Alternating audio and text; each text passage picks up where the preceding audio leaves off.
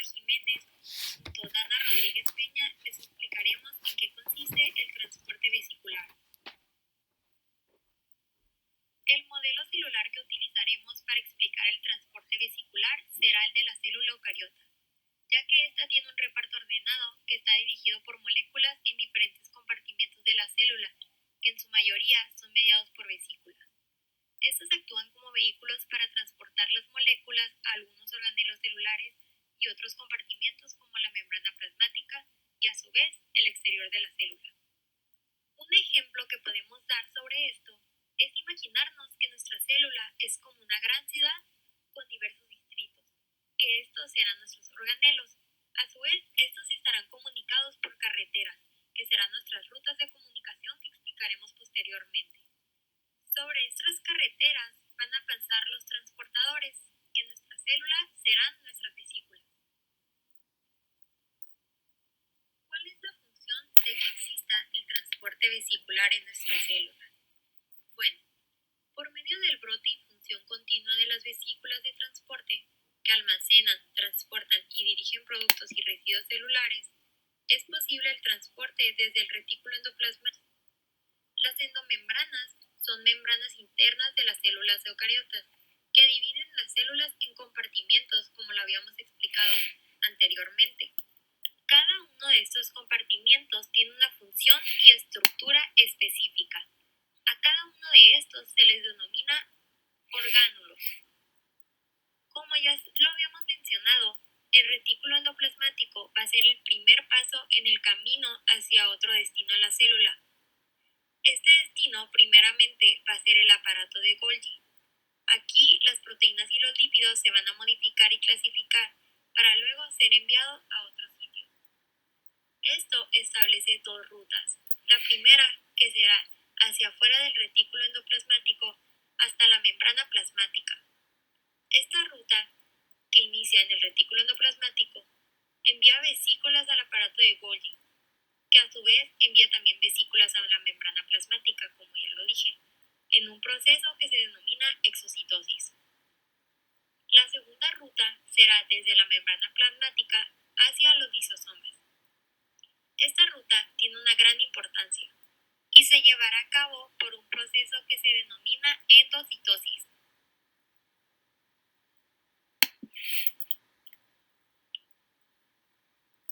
La vesícula celular es un vehículo de comunicación intracelular y extracelular, en el cual se empacan moléculas sintetizadas en la célula, tales como neurotransmisores, hormonas, proteínas, lípidos y ácidos nucleicos. A estas moléculas se les denomina cargo. La naturaleza química del cargo depende del tipo de vesícula y de su función. La morfología general de una vesícula consiste en una bicapa lipídica que forma un saco cerrado y cuyo lumen es acuoso. El tamaño de las vesículas puede variar. Bueno, teniendo esto en cuenta y que algunas moléculas o partículas son demasiado grandes para pasar a través de la membrana plasmática o para moverse a través de una proteína de transporte, podemos concluir que la célula usa otros dos procesos de transporte activo para mover estas macromoléculas dentro o fuera de la célula.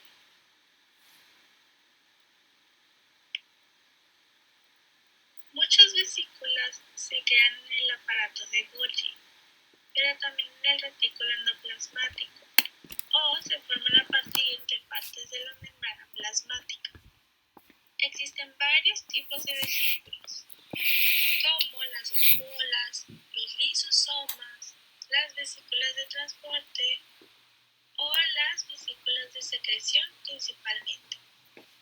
Las vesículas u otros cuerpos en el citoplasma realizan el trabajo de transportar macromoléculas o partículas grandes a través de la membrana plasmática.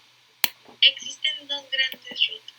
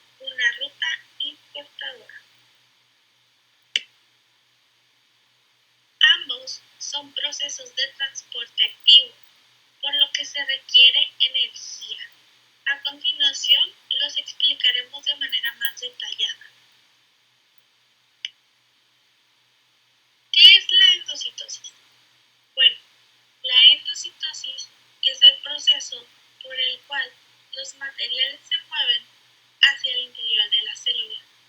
Es decir, es el proceso de capturar una sustancia o partícula desde fuera de la célula, envolviéndola con la membrana celular.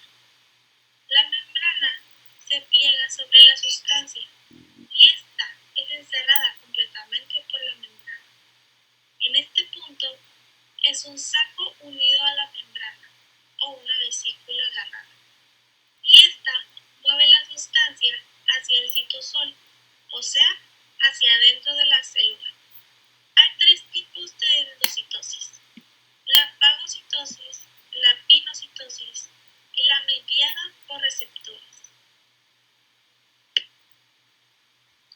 En los tres tipos, la membrana plasmática se invagina, es decir, se pliega hacia adentro, alrededor de las sustancias del medio, y forma un pequeño hueco o bolsillo. El hueco se profundiza formando una vesícula, la cual se separa de la membrana plasmática y migra con el contenido al interior de la célula. En la fagocitosis, o también llamada alimentación celular, se produce cuando los materiales disueltos entran en la célula. La membrana plasmática envuelve el material sólido mediante una prolongación del citoplasma, llamado pseudoporos, que son como dos brazos, formando así una vesícula fagocítica o fagosoma. Esta última se degrada gracias a la unión con un lisosoma, quedando una vesícula con desechos.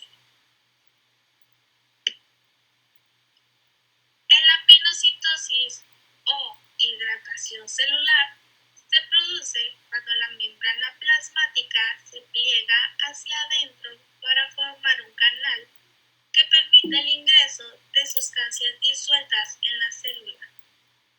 Esto sucede en las células especializadas que llevan a cabo la pinocitosis, ya que presenta una región especializada en la membrana plasmática, que está recubierta por una proteína de revestimiento llamada clatrina. Se ensambla en una estructura tipo cesta, que está formada por más clatrinas, y que distorsiona la membrana formando fosas invaginadas que se desprenden de la membrana para dar origen a las vesículas pinocíticas o pinosomas. Estas son más pequeñas que los fagosomas. Una vez que se encuentra dentro de la célula, la clatrina de la cesta se desprende de la vesícula y el pinosoma se fusiona con el lisosoma para dar lugar a la digestión. Y por último, la endocitosis mediada por receptores. Es un proceso extremadamente selectivo de importar materiales a la célula. Se utiliza para capturar determinadas macromoléculas del ambiente de la célula. Como primera medida, las macromoléculas que van a ser introducidas se unen a receptores específicos de la superficie de la célula, que se concentra en regiones especializadas de la membrana plasmática, recubiertas por clatrinas. Luego,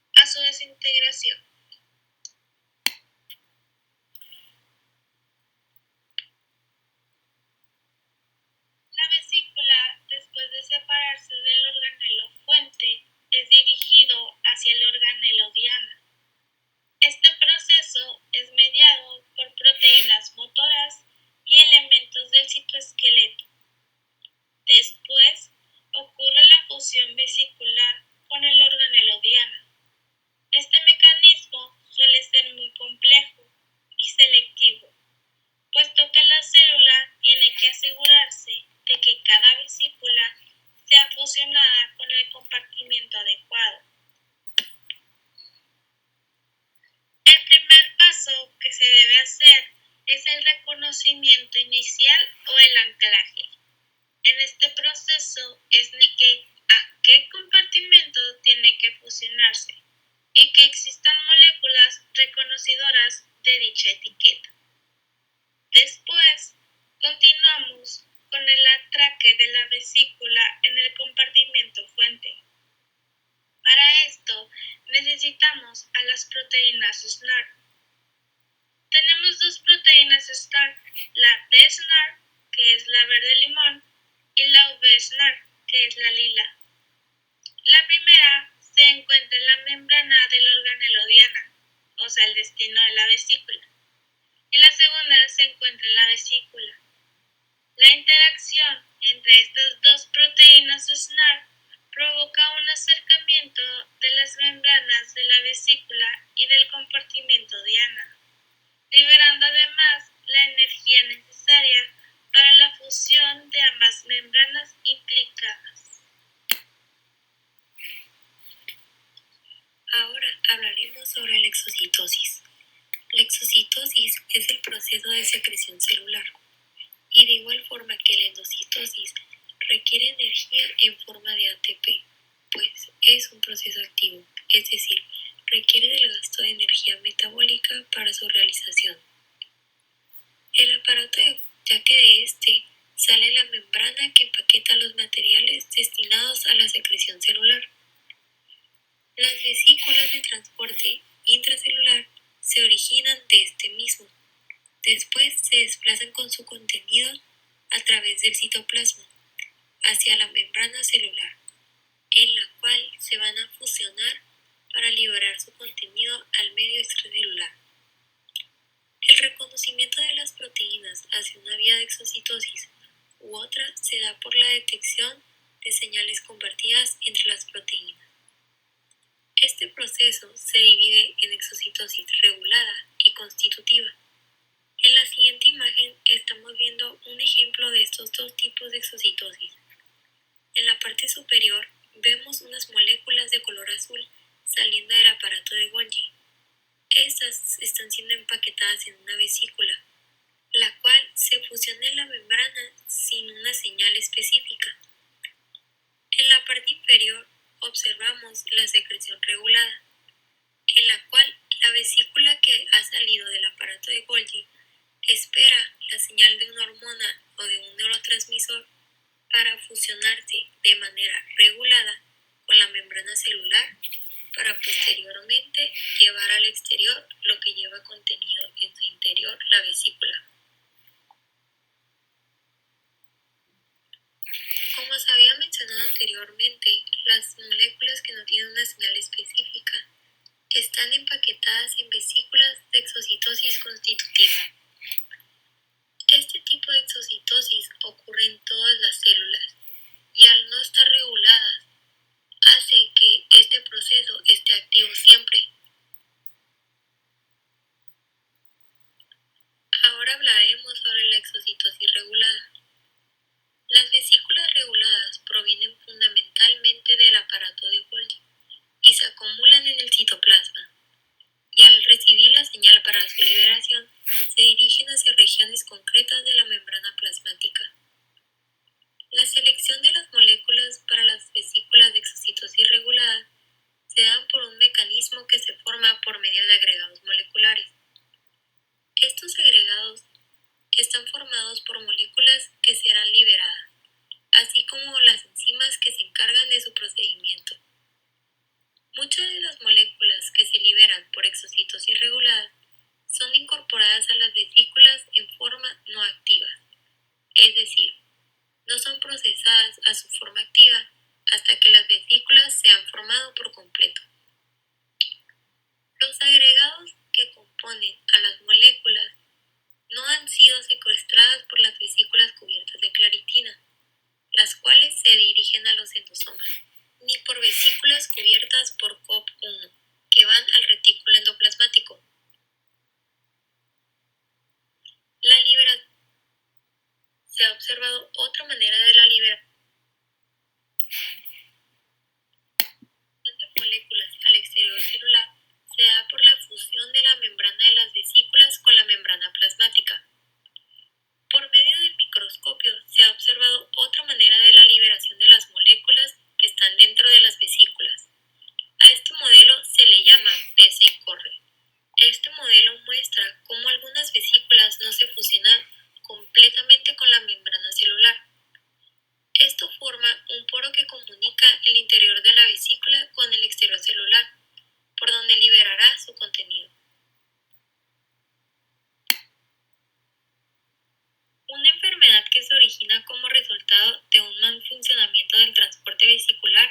es la diabetes, en la cual el cuerpo no produce o no usa bien la insulina. La insulina es la hormona que ayuda a la glucosa a entrar a las células para darles energía. Sin insulina hay demasiada glucosa en la sangre y con el tiempo puede traer problemas serios del corazón, los ojos, los riñones, los nervios, las encías y los dientes.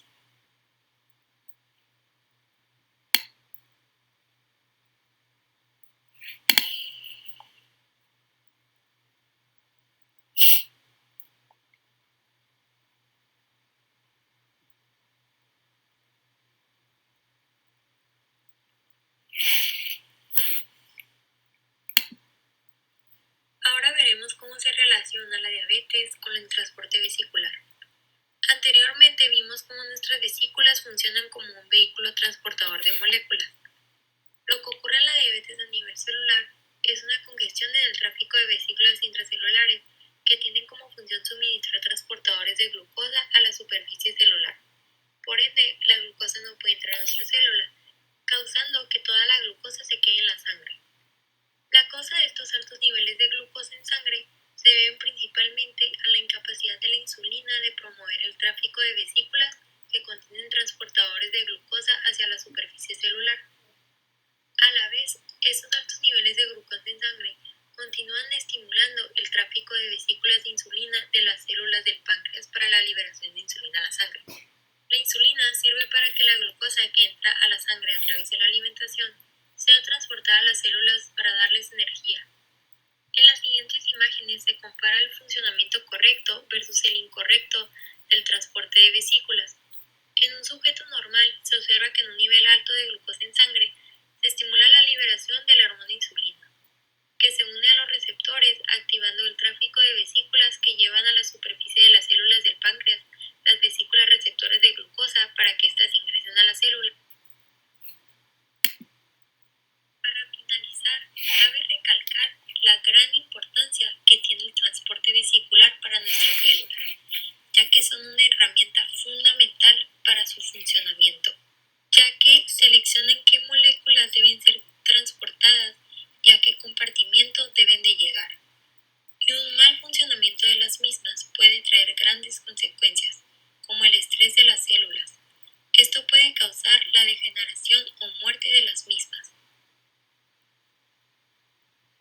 Mi compañera Dani y yo les agradecemos su atención.